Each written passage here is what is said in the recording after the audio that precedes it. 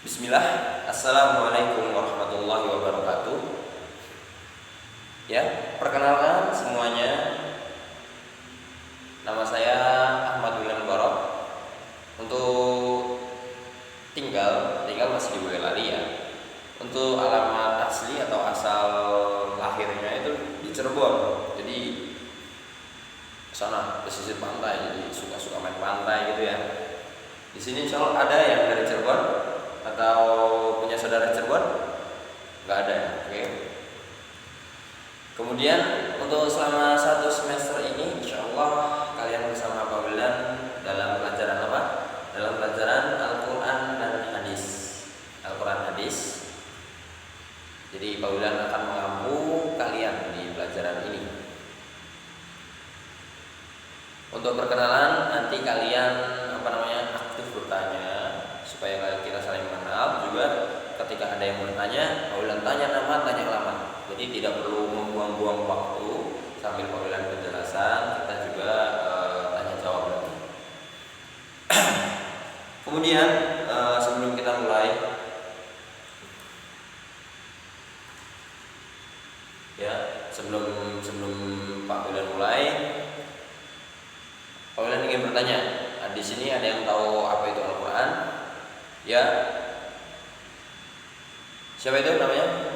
Syahrul Pak. Oh ya, Syahrul ya. Syahrul asal dari mana? Klaten Pak. Oh iya, Klaten. Berarti di sini ada saudara atau gimana? Kan Boyolali ini sejauh. Iya Pak, ada saudara Pak. Oh, iya. Bagus. Mas Syahrul tahu apa itu Al-Quran? Tahu Pak. Oh, apa itu Al-Quran? Al-Quran adalah kalamullah Pak. Oh iya, Al-Quran adalah kalamullah. Pintar sekali Syahrul. Dari tadi sih. Dari mana tadi? Klaten ya. Oh iya, Klaten. Al-Quran adalah kalamullah. Jadi apa itu Al-Quran? Al-Quran adalah kalamullah atau juga kitab suci yang terakhir turun kepada kita, yang penyempurna kitab-kitab sebelumnya. Karena juga di sebelum-sebelumnya ada juga kitab seperti Zabur, Taurat dan juga Injil. Kitab-kitab penyempurna sebelumnya. Al-Quran ini tidak ada yang bisa merubah-merubahnya, mengotak-atiknya, mengiseng-isenginya. Karena Allah sudah menjaminnya. Bahkan sampai hari akhir atau hari kiamat.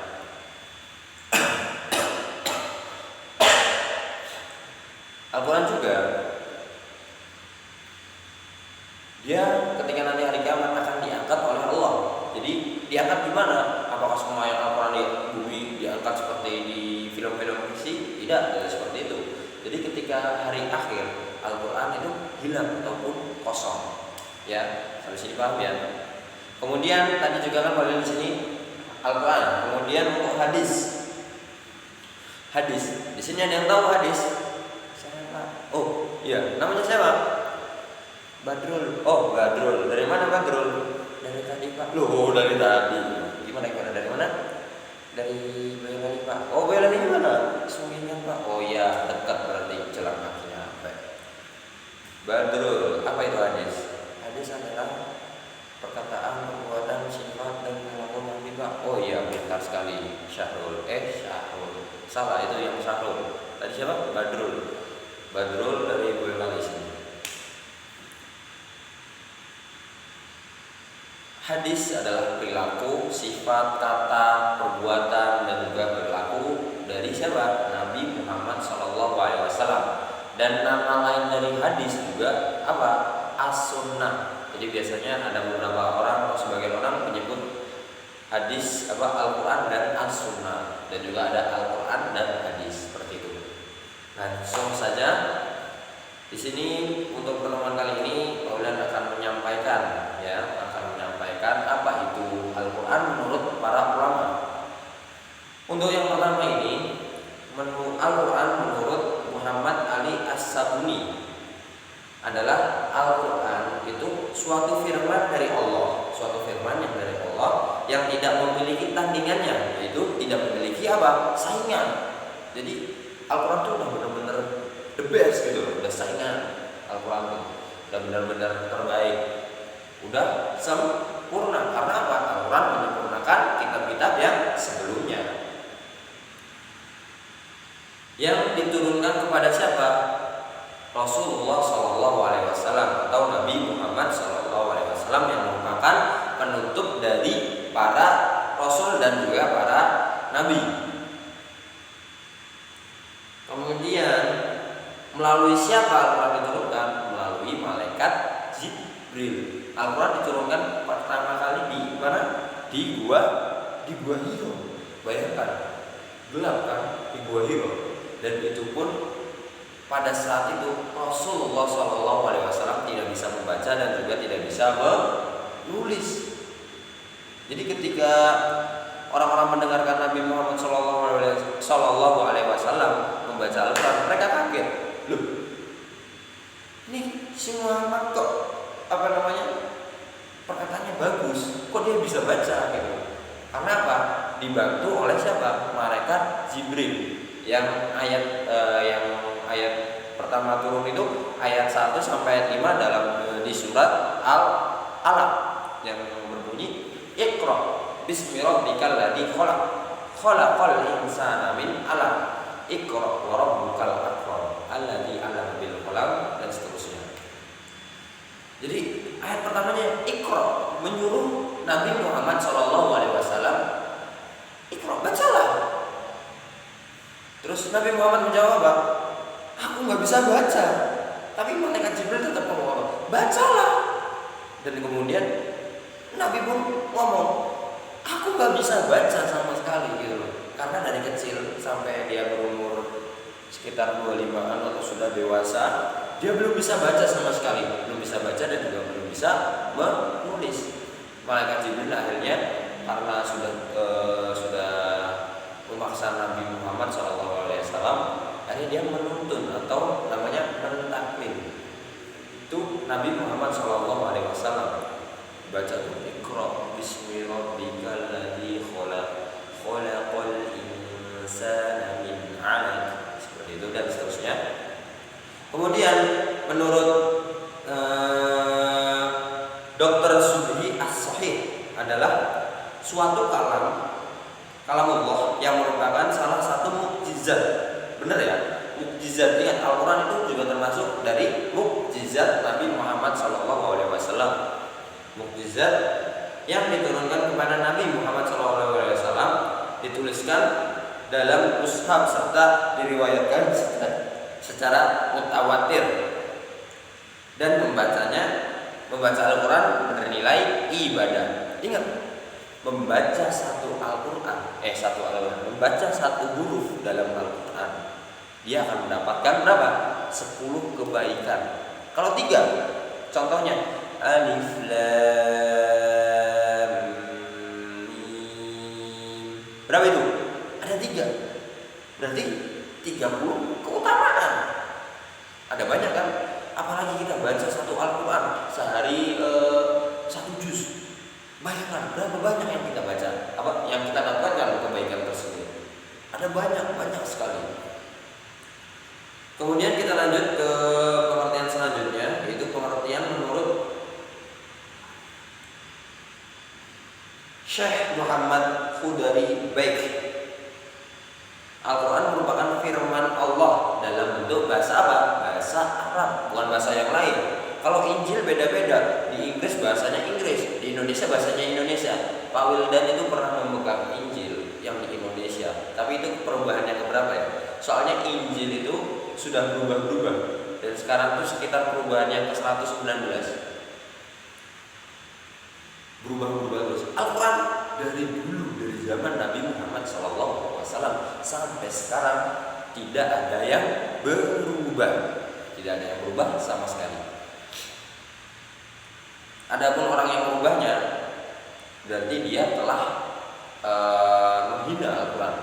Karena banyak di sini penghafal Al-Quran di dunia ini ya, bukan di Indonesia saja, bukan di Boyolali saja, di dunia ini banyak penghafal Al-Quran. Jadi ada orang yang langsung ngomong salah, langsung ditentang. Kalau di Injil kan yang hafal-hafal kan cuma Paulus ininya, itu pun masih baca. Padahal mereka tahu kalau Al-Quran itu lebih bagus, lebih sempurna gitu kan. Itu karena di Injil yang murni, mereka di Injil yang asli yang pertama turun, di situ disebutkan bahwa nanti ketika Rasulullah SAW, maksudnya Nabi terakhir ialah Nabi yang bernama Mehmet. Kalau di dalam Injil namanya Mehmet, yang artinya apa? Yang nama lainnya adalah Muhammad. Mereka percaya Muhammad ciri-cirinya seperti ini. Orang yang mendalami Injil, orang yang benar-benar ahli ibadah, mereka langsung masuk ke dalam Islam. Mereka langsung paham, oh ini Nabi terakhir. Cuma banyak dari mereka, terutama kaum Yahudi kan, mereka langsung, loh kok ini dari Bani Ismail ini, bukan dari Bani Israel ini, dia bukan golongan kita. Mereka banyak yang ingin membunuh Nabi Muhammad SAW. Tapi Allah masih menjaga beliau. Seperti itu.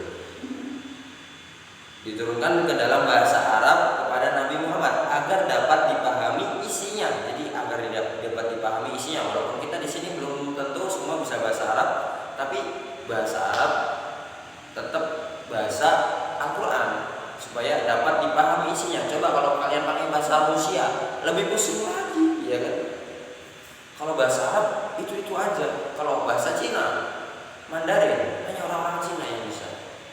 Ada juga kan, jarang juga kalian yang pengen privat bahasa Mandarin atau apa gitu kan. Tapi bahasa Arab ya kurang juga sih minatnya untuk kalian. Tapi masya Allah di sini di orang Indonesia itu banyak juga yang masuk ke pondok pesantren ingin mendalami Al-Quran karena mudah dipahami isinya. Maksudnya mudah dipahami isinya walaupun kita tidak mengerti. Jadi kalau kita mendengar, kita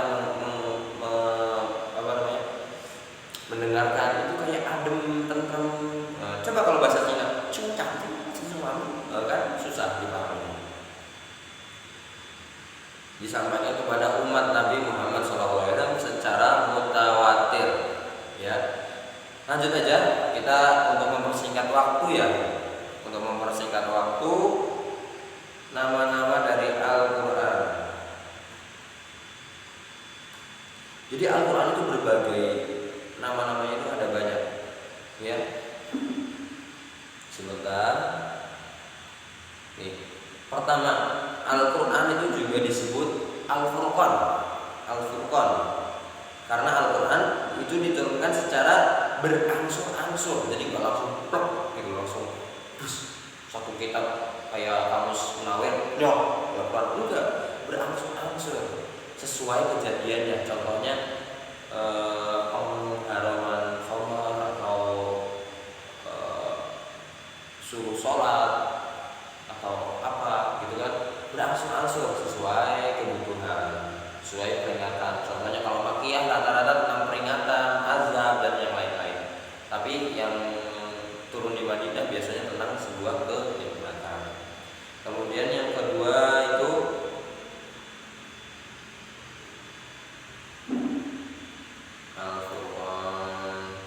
Al-Burhan. Al-Burhan. Contoh, kenapa nih? Oh ya, nih ayat dalam Al-Quran yaitu firman Allah, ya ayyuhan nasu qad ja'akum burhanun min rabbikum wa anzalna ilaikum nuran mubina. Burhan artinya